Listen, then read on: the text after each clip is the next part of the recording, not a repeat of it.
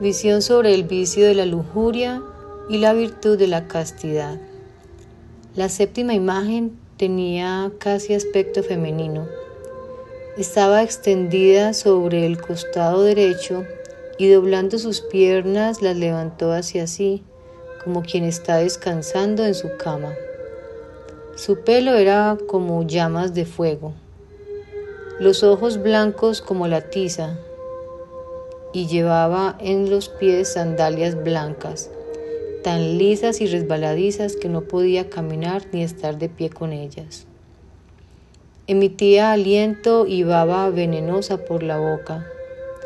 Con la mama derecha amamantaba una especie de cachorro de perro y por la izquierda una especie de víbora. Con las manos arrancaba las flores y hierbas de los árboles y los prados y las olía con su nariz. No llevaba prendas, pero estaba entera ardiendo y al abrazarse desecó como el heno todo lo que estaba a su lado y dijo: Palabras de la lujuria. Yo envolveré en suciedad la imagen de Dios. Esto para Dios es muy desagradable y así arruinaré todo. Ya que soy gloriosa y estoy también en la altura, me llevo todo lo que está permitido porque así es mi naturaleza. ¿Y por qué debería abstenerme?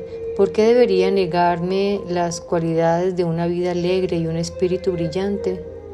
¿Soy culpable acaso si solo llevo a cabo una pequeña parte de lo que me apetece? Si en cambio no cumplo lo que exige mi carne, estaré rabiosa, engañadora, fraudulenta, retorcida y envuelta en la inquietud. El cielo tiene su propia justicia y la tierra despacha sus asuntos. Si la naturaleza de la carne le fuere desagradable a Dios, habría hecho de modo que la carne no pudiera realizarlo. Respuesta de la castidad. Y de nuevo oí una voz que desde la referida nube tempestuosa, casi desde la diadema real, dio una respuesta a esta imagen. Yo no soy perezosa como tú, inmundicia, tú que siempre te entretienes con la lascivia. Yo no me extiendo, en afecto, en aquella cama sobre la que tú yaces, tú que atraes la deshonra de la impudicia. De mi boca pura no salen palabras venenosas que enseñan inmoralidad lúbrica, sino que saco bebida del rocío suave en el pozo de la bendición, ya que todas mis obras están con Dios en fresco descanso. En efecto, yo me siento en el sol y observo al Rey de Reyes, puesto que de buena gana cumplo todas las buenas obras. No quiero la cola del escorpión que te hiere en su suciedad. Poseo en cambio el gozo de la honestidad y la pudicia en la sinfonía de una vida agradable. En efecto, esta agradable vida que tengo no me obliga con el ultraje blasfemo de la inmoralidad y no me hiere con la suciedad de la impudicia. En cambio, tú, ser inmundo, eres el vientre voraz de la serpiente y creciste por lo que oyó la oreja de Adán y Eva, cuando en ellos se desvaneció completamente el deseo de obediencia. En cambio, yo he tenido origen en la suprema palabra de Dios. Cielo y tierra te confundirán cuando te vean desnuda en tu confusión. La lujuria, su comportamiento y su sentido. La séptima imagen representa la lujuria, que viene aquí después de la desesperación, puesto que los hombres desesperan de tener misericordia de Dios, de modo que ya no esperan en Él ningún bien. Se agarran a la lujuria en la que satisfacen todos sus placeres realizando cualquier acto que la suciedad de su carne exija. La lujuria tiene casi aspecto femenino, es decir que, lo mismo que la mujer ha nacido para dar a luz de los hijos, la lujuria es deseo y estímulo del pecado. Yace sobre el costado derecho, ya que menosprecia la rectitud de las buenas y castas obras, y en su ansia de carne menciona de vez en cuando a Dios y trata de justificarse, y otras veces afirma querer hacer penitencia, pero no lo hace, y peca llena de seguridad. Dobla sus piernas recogiéndolas hacia sí como quien está descansando en su cama.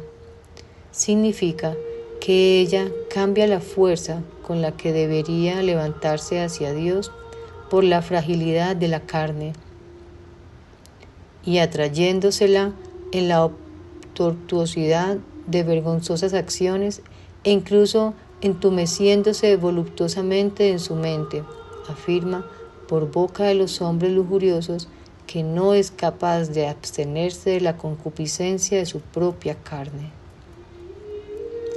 Su pelo es como llamas de fuego, ya que los hombres que viven en la lujuria transforman aquel pudor que en sus mentes deberían dirigir a la castidad en el ardor libidinoso y alimentan en sí mismos las llamas de un peligroso incendio con el que fomentan la obscenidad en sí y en los otros. Sus ojos son blancos como la tiza, no sea que miren algo que pueda parecer laborioso, porque este vicio conduce las intenciones de los malvados a una pereza impura, y así están mucho más predispuestos a los deseos de la lujuria. Llevan los pies sandalias blancas, tan lisas y resbaladizas, que con ellas no puede caminar ni estar de pie. Esto es porque creyendo que en la vida del hombre el placer es agradable y la mortificación de la carne no es justa, hace gestos lascivos que no buscan ni caminar en el honor de la rectitud, ni soportar de ninguna manera la mansedumbre de la estabilidad. Ella solo puede andar por todas las malas sendas de una vergonzosa libidine, por donde a veces intenta saltar hacia arriba, pero a menudo cae en las profundidades del abismo. Y ya que los hombres inmundos se dedican a los alicientes de la carne y quieren la suciedad de las contaminaciones humanas, haciéndose parecidos a animales depravados y huyendo de la virtud celeste de la castidad, por juicio divino se hacen esclavos de las muchas pasiones de su carne, porque desearon estas cosas con su propia voluntad, en lugar de desearlas como habrían tenido que hacerlo, con buena voluntad. Así lo ha escrito el apóstol Pablo. El celo de Dios, su aspecto y su sentido. A la derecha del hombre mencionado antes, ves una imagen con forma humana, que significa que en la rectitud y la fortaleza de Dios aparece su celo que purga los pecados de los hombres y los borra, ya que el hombre, hecho imagen de Dios e infundido de la ciencia del bien y el mal, tiene que ser juzgado por los justos juicios del juez más alto que juzga todo según su verdad. Esta imagen tiene la cara de fuego porque el celo, con el fervor de sus juicios, consume como un fuego todo lo que es injusto, no porque lo purgue todo por el fuego, sino porque exterminando todos los males los reduce a la nada. Y viste un vestido de acero, la justicia, que es fuerte e inconstante de sus juicios y es por sí misma como un vestido, pues lo que juzga no lo juzga en otro modo sino según la justicia. La lujuria. Después de esto vi otros espíritus malignos en la muchedumbre que mencioné antes, que proclamaban a grandes voces: ¿no es quizás grande lo que Lucifer hizo? Y nosotros pensamos como él. Estos espíritus son los que arrastran a los hombres a la lujuria y les exhortan a satisfacer el placer de la carne. Penas de purificación de las almas de los que pecaron de lujuria y fornicación, y razón de su castigo. Y vi que el fuego más grande ardía con intenso ardor, sobre el que se derramaba el más terrible veneno y fétido azufre. Alimentado con sobrecogedora fuerza, el fuego producía fragorosas detonaciones. Con estas penas fueron torturadas las almas de los que se esclavizaron con cuerpo en lujuria y fornicación. Tuvieron que soportar el fuego a causa del incendio de la lujuria.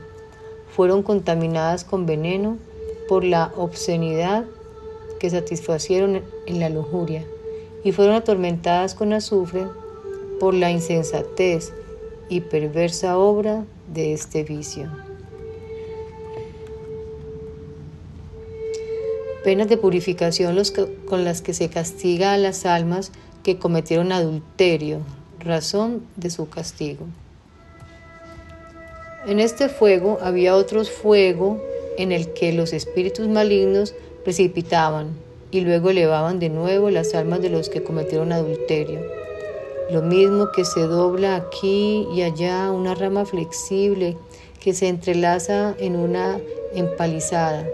Como mancharon sus cuerpos con el adulterio mientras estuvieron vivos, sus almas fueron precipitadas en aquel otro fuego que he dicho, y ya que en la vida se unieron a extraños, fueron sacudidas de un fuego al otro.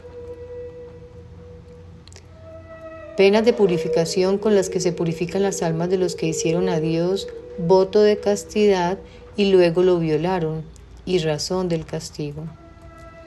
Dirigí luego la mirada hacia la enorme altura de una masa de aire de la que caían mezclados granizos de fuego y frío.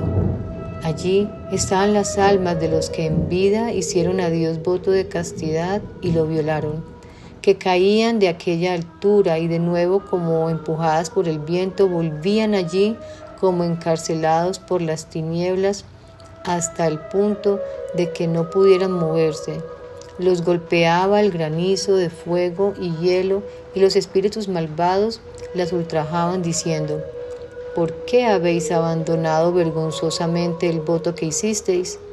En efecto, cayeron de aquella altura por el voto de castidad que no habían respetado. Yacían atadas en las tinieblas a causa del olvido, porque no quisieron acordarse de su voto mientras pecaban voluntariamente. Tuvieron que soportar el granizo de fuego e hielo a causa del placer de la carne, que prefirieron al amor de Dios.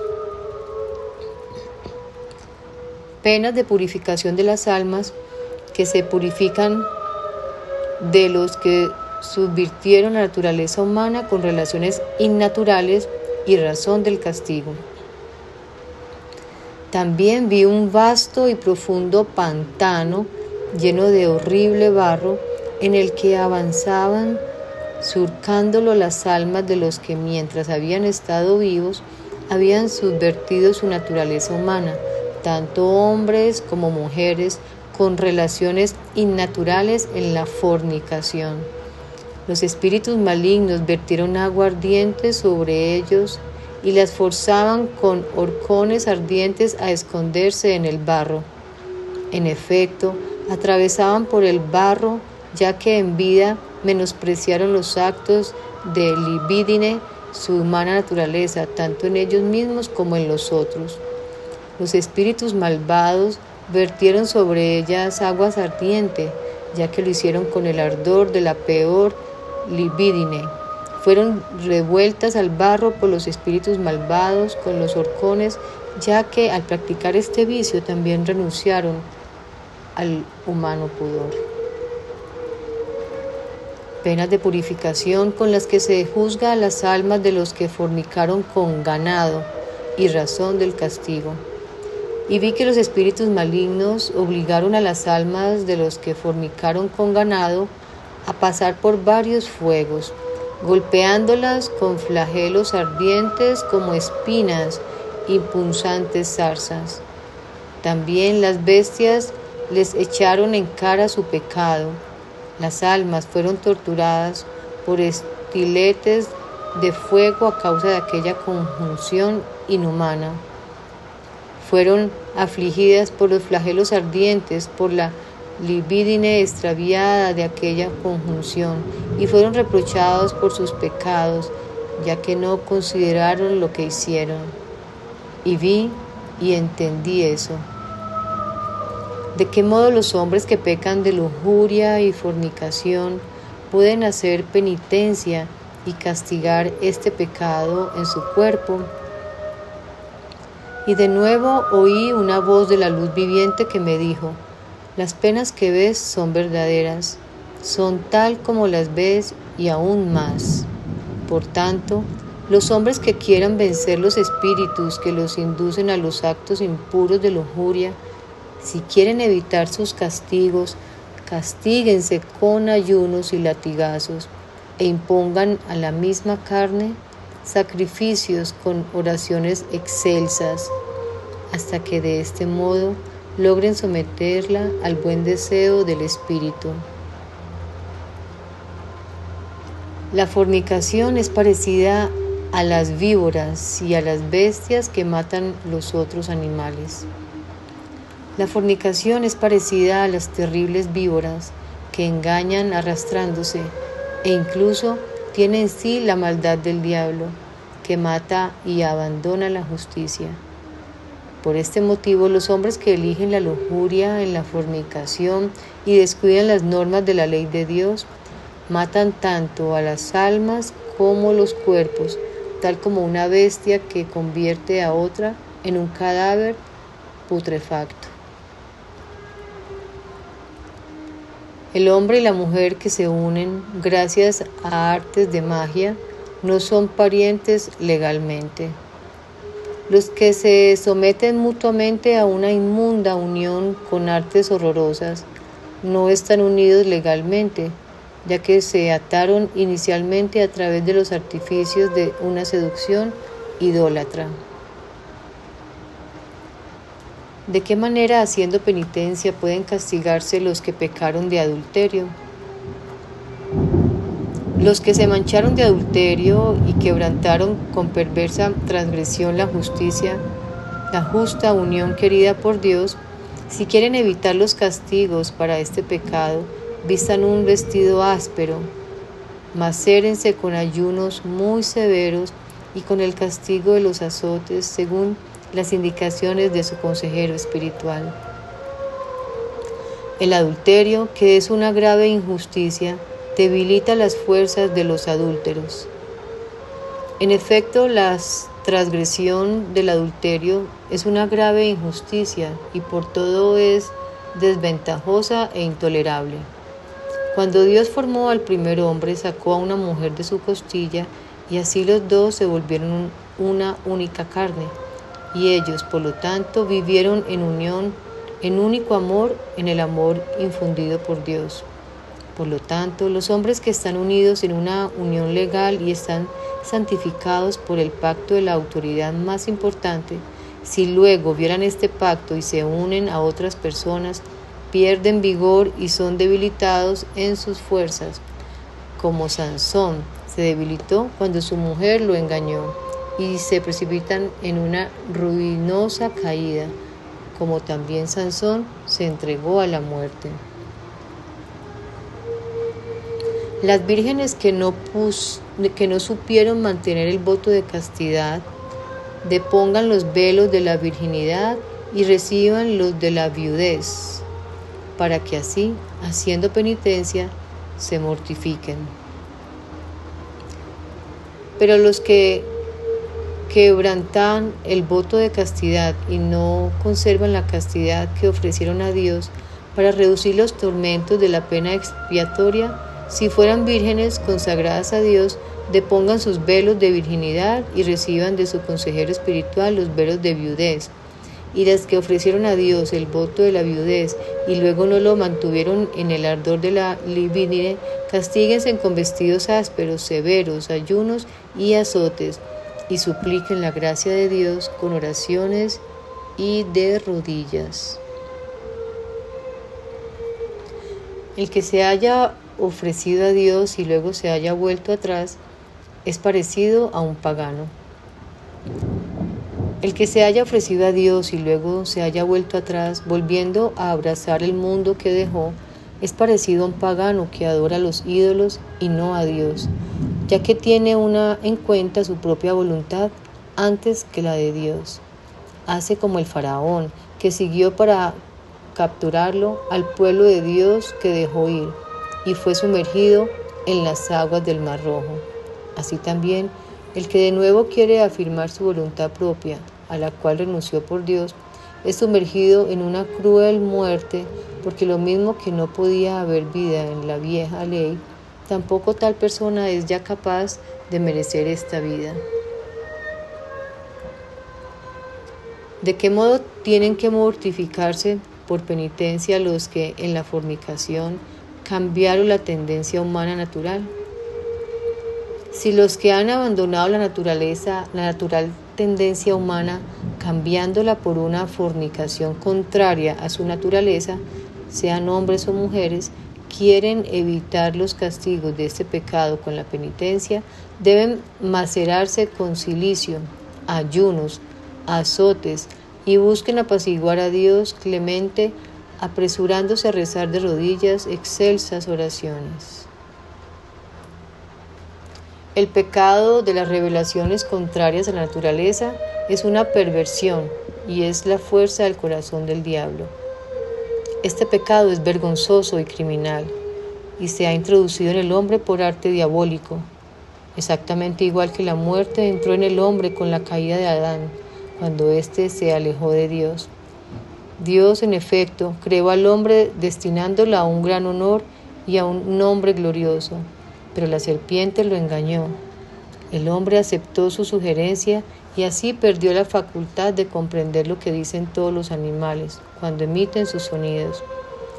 Este pecado es la fuerza del corazón del diablo, por el cual persuade a los hombres a cambiar la práctica natural por un acto bestial y realizar obscenidades con sus personas, ya que el diablo, a causa del odio original que tuvo a la fecundidad de la mujer, todavía la persigue para que no dé más frutos y prefiere que los hombres se contaminen con prácticas contrarias a la naturaleza.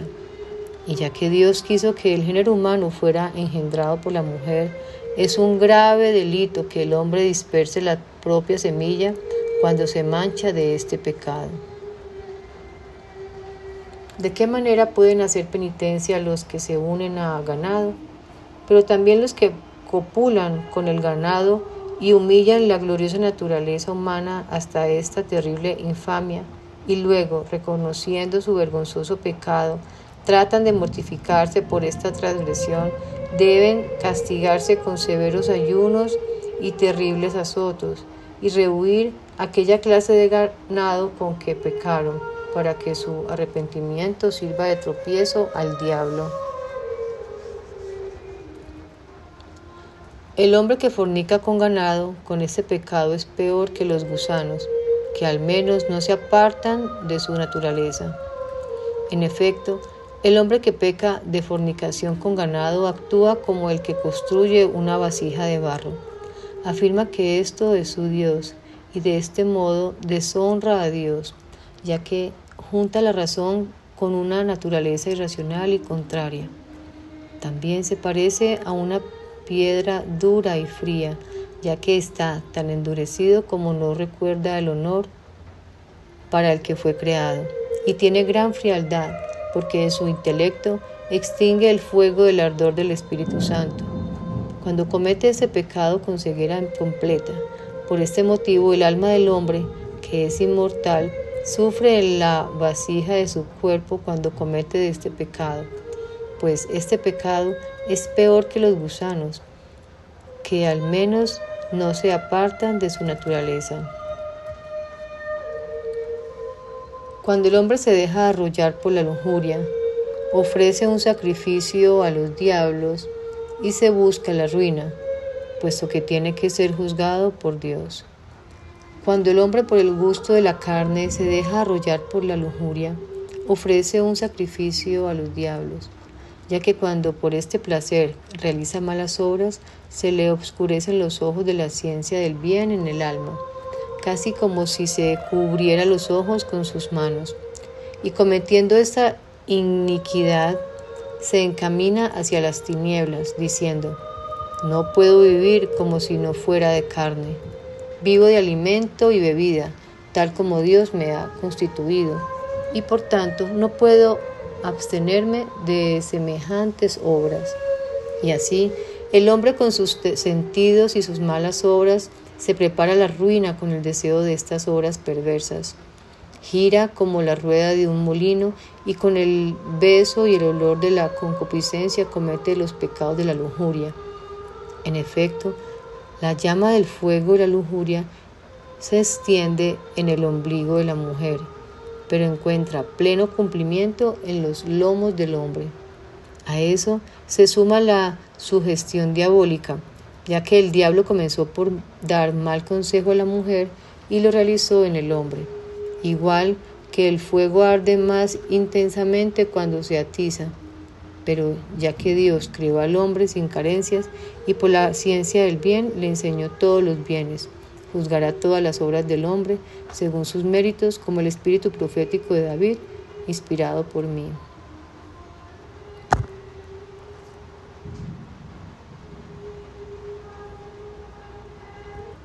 Palabras de David sobre este tema. Juzgará el mundo con justicia y los pueblos con equidad. Estas palabras hay que entenderlas de este modo. Dios, que justamente todo discierne, con justo juicio juzgará todo lo que ha puesto en el círculo terrestre para servir al hombre, de modo que ninguna criatura terrenal carezca de fruto. Pero ya que el mundo está contaminado por los pecados de los hombres, será purificado justamente por la justicia, para que no sea profanado con la plaga de iniquidad. Además, juzgará con recta medida la equidad a los hombres que fueron creados para seguir de buen grado los mandamientos de Dios con una mente tranquila, y así serán purificados en el presente o en el futuro, cuando hayan sido marcados los que han roto sus preceptos. En efecto, al